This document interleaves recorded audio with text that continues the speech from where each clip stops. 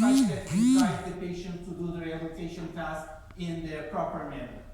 And this is kind of how it looks in the game. So he is constrained to stay in the tunnels, and within the tunnels we are assisting that person. And we are assisting, this is how kind of it looks like, and we are assisting the person as required by that person. So there is some learning going on there. That's the only AI part here. So we optimize certain objectives. These are qualitative and quantitative objectives to come up with the right amount of assistance for that person during that task. And there will be a talk about this on Tuesday. So if you're interested, you can come to my talk, or my student will also be presenting a poster about this. So, and then this is application of these devices in the hospital. These are randomized clinical trials. These are real patients going through these therapies with these devices. And I really like this video because very soon you see the patients before and after treatment, and you can see that these devices can make a huge difference. Actually, the statistics shows us that we can improve the performance of rehabilitation 2 times by using these devices the right way. And of course, all of this requires interaction control. Interaction control is at the fundamental of being able to achieve any of this. Here are some other devices. So let me go back. So here, again, another rehabilitation device. The reason I show this is teleoperated. You use you use your healthy hands to guide the rehabilitation of your disabled hands. So again, now you need to do some bilateral teleoperation, another interaction control paradigm. Another robot, this helps assists walking and stair climbing and so on and so forth. And some interesting aspects of this robot is that on the right, you see a person is being able to walk with the robot in a very natural gait, even though the actuators of the robot or the controls of the robot is off. So that's what we call back drivability, passive back drivability. A desired feature. This is like hand guidance of the robot, as Çağatay Hoca mentioned. The middle one was showing you how we can change the impedance characteristic of the robot such that it has, in the contact it has more compliance or less compliance. And on the left, you see transition from walking to running, very again naturally. So all these require good interaction control underneath. And again, some learning. You need to learn the assistance, and today there was a very nice tutorial about musculoskeletal dynamics. You can use musculoskeletal dynamics to guide some of these learning processes and to boost up them, to make them faster. Another robot, the reason it's there is that there is a poster about this. We also have some educational robots. So the concepts that I'm going to talk about today, actually we have a robot to display them and to give hands-on experience to our students to interact with, for example, contact instability that you see there. Those kind of devices exist. And then there are 80 meters type devices. These are series elastic actuator devices which have intentionally springs are intentionally included in the design of the mechanism in the proper way such that we improve the performance of these devices. So another series elastic actuated exoskeleton device. I have 2 more videos. This is from another task. So this is surgical robotics in the sense of Da Vinci. So this has bilateral force feedback. And this is application of that. We are doing some surgery on not a human, it's a chicken breast. So we are cutting some chicken breast here. And final 2 applications. There are applications in automotive industry. So during regenerative braking, your brake does not have any physical contact with the disc, but you still need that feedback from the pedal such that you actually can understand how my braking is going on. So to recover the force feedback from the brake pedal during regenerative braking, we have a device. And finally, this is another device, and this one shows that actually you can change the dynamics of the device. This is variable impedance or variable stiffness actuation to achieve tasks where you make the system to be very precise or very, react to very small forces versus react to very large forces. So again, the emphasis in all of these devices is that the plants are very intentionally designed such that the interaction control is good. And I'm going to, hopefully, time permitting, I'm going to show you why that's the case. Okay, now videos are done, so let's go to the presentation. Okay, so again, let me skip this, and I will skip all this, unfortunately, due to time constraints. So let's start with interaction control. I mean, why is interaction control is different from servo control, motion control? Well, the problem is fundamentally different, and the tools that we need to use is different. What we need to do during interaction control is that we need to guarantee coupled stability of the interactions with the environment. Environment may be human, environment may be a very stiff constraint, or it may be something very soft. And you know, there are a very large range of environments that are out there, and also we need to achieve good performance. And then the tools that we use for servo control, like the open loop transfer function, or the fact that the controller is a multiplier of the open loop transfer function such that we can do all these model type designs, none of those work because none of these things are true for interaction control. So we need to start from scratch using similar linear system, linear time memory system theory, and then we need to come up with methods to talk about stability, and we need to talk about performance. And hopefully that's what I will do.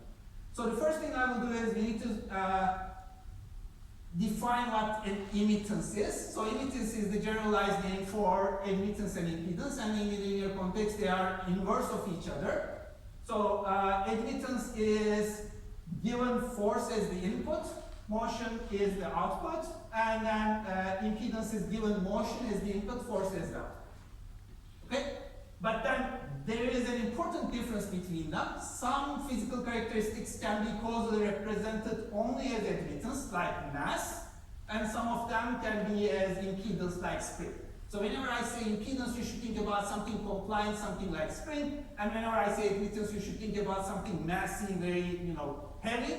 And again, causality is very important here because we cannot have S's like non-proper transfer functions here, or in our controller like D control, PDD. There is no such thing as perfect D. It means you know the feature, and if you know the feature, you can do everything.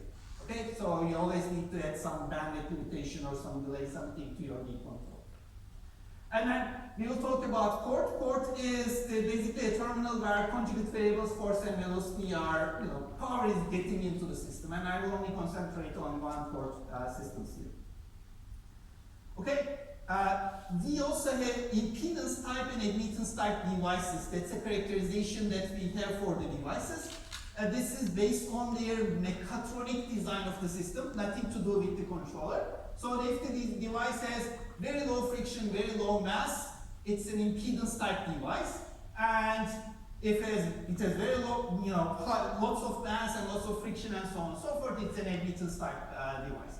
And then these devices have different characteristics in terms of control.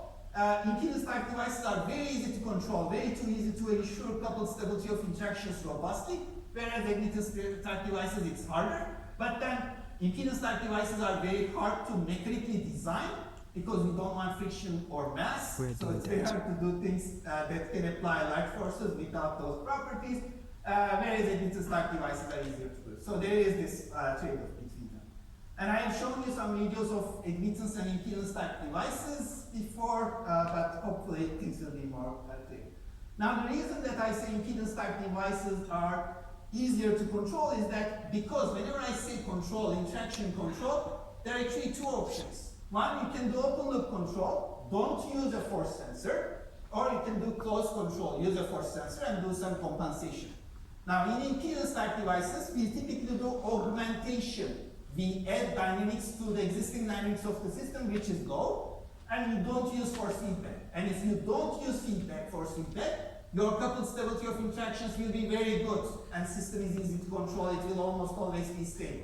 Whereas, if you use force feedback, then you need to be very careful about how you design things. And I will show you if you would like certain stability robustness properties, like, passivity of the system, then you won't be able to compensate any of the inertia of the system. Whatever you design is whatever you end up with your controller. It's not possible to do that with a causal control. Okay, so another video, I think I can skip this one. So let's talk about these concepts. I've been using some terminology like coupled stability, passivity, and performance, but I don't define any of this. So the goal from the rest of the presentation is define what I mean by coupled stability and passivity, define what I mean by performance and how we can measure it or characterize it, and then I'm telling you there are some trade-offs. What are these trade-offs and why are they important, and why am I putting such an emphasis on the plant, not the controller? Okay, so coupled stability interactions, what we want is that we have our robot, impedance, and environment admittance. Typically environment is modeled as an admittance because the environment is a constraint, which is like, you know, there's no motion, there's no give to it, or a massive thing, and then robot is considered as an impedance. We connect them, there's a negative sign there. Negative sign is due to action-reaction at the interaction port. And then this is the dynamics of the system, and this is the characteristic equation. So what we require is, we want this coupled system to be stable. So looking at the characteristic equation, we want all poles to be on the left-hand plane. Okay, how are we going to do this? Well, if you know what the environment is, you can go ahead and do it because you know what the robot is. But the problem is, you want your system to work with all environments. You want your system to work with patients which have different characteristics. And you know, they can change their characteristics during a rehabilitation task. You want to be able to do some contact tasks and then, you know, touch things that are very fragile and so on and so forth. Okay? So this is, in general, a very hard problem. So what we are going to do is we are going to limit the type of environments to a group of environments, a range of environments, which have some certain properties. And we will call them the passive environments. What are passive environments? What we want is coupled stability of the system. And the coupled stability of the system means that the system, it should be stable by itself, and then the system should be stable when it's coupled to the environment. But not all environments. Again, I need to put a limit on the type of environment, so we will only consider the environments that are passive. Okay? So what do I mean by passive? Passive means that it cannot generate energy. So the amount of energy that you can extract from the system is limited. There is an upper bound on that. Okay? And it makes a lot of sense, right? Actually, you know, thermodynamically, everything is passive. We can generate energy. But then we do have some modeling assumptions. If there is a battery, we don't necessarily model the chemical reactions that are going into battery and so on and so forth. So our models can behave actively. Okay? So that's the passivity. Now, mathematically speaking, a LTI system, which is passive, lives on the right-hand plane of the Nyquist plot. So that's called positive realness, because again, the real part is always positive, which also means that the phases between minus 90 and plus 90 degrees for these systems. Not going to go into the state one. And then this is the important result. The important result is that if you have a LTI stable plant, and if you couple it to a, in this case, LTI stable passive environment, but later on we are also going to generalize it to nonlinear environments as long as they are passive, the necessary and sufficient condition for coupled stability is that the plant itself is passive. Now this is very important because now I'm talking about coupled stability of the system, but without referring to the environment other than knowing that the environment is passive. So now I can only analyze the plant dynamics itself, plant emittance itself, and if I can guarantee that it's positive real, I can conclude coupled stability of interactions. Here, coupled stability of interaction is in the sense of Lyapunov, because again, a passive system may have no dissipation. So, couple two things that have no dissipation, they can oscillate forever. That's perfectly fine, but they will never blow. Okay, I'm not going to go into details of this, but you know, you can check the passivity using these conditions. Some important thing is that the relative degree is between -1 and 1, and the phase is between -90 and 90 for these systems. And sum of two positive real functions is also positive real. And we can prove coupled stability of interactions very easily. Just rearrange the characteristic equation. Note that the inverse of a passive function is also passive. So passive plus passive So these systems, and they can never have faults on the left-hand side, so it is stable in the sense of that one. I will skip this, I will skip this, I will skip this. Okay, generalizations. Again, the same thing is true for if you have an LTI plant, which is passive, then the necessary and sufficient conditions, when coupled to passive nonlinear environments, is still passivity of the plant. Okay, so nonlinear environments, it still works perfectly fine, and actually, it's a very strong condition. It's necessary and sufficient. And finally, human. But humans are not passive, right? We humans have active inputs that we can provide to the system. We can interact, and we can even, if we want, destabilize the systems. So we use this passivity condition with humans.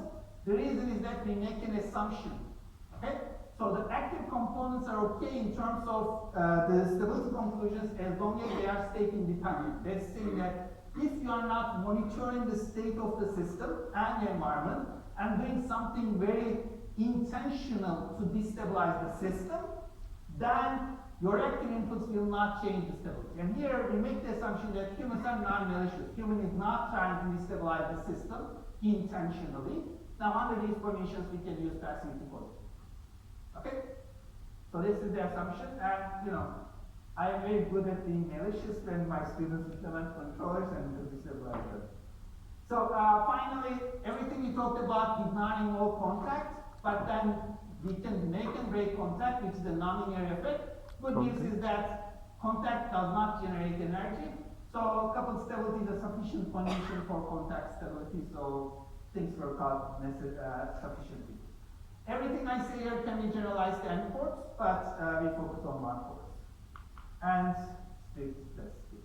okay, now we know what coupled stability means and how to check for it. An important